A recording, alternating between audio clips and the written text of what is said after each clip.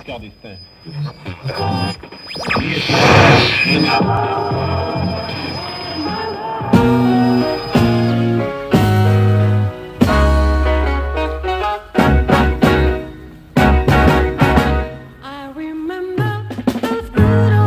Marami ang nakakaalam tungkol sa isang matandang maliit na photographer dito sa aming lugar.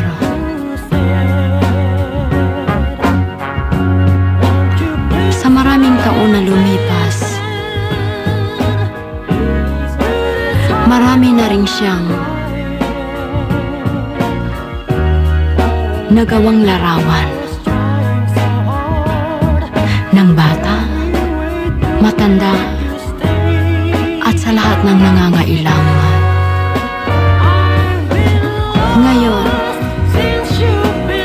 dumating ang araw na parang ang mga oras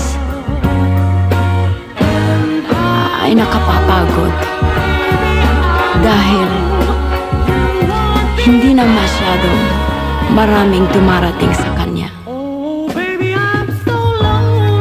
Itong araw na ito, tinanong ako kung ako ay pwedeng lumabas sa pelikula sa isang manalukad-lulungkot lamang.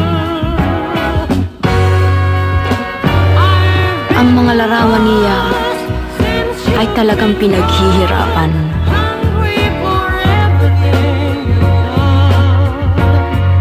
Sa huling pelikula na ipinalabas niya ang kaniyang mahal na asawa,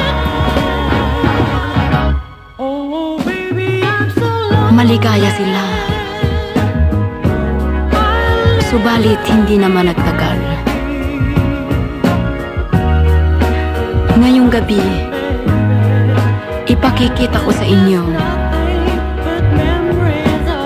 ang kanilang larawan, ang pagkakasabi ng lumang larawan.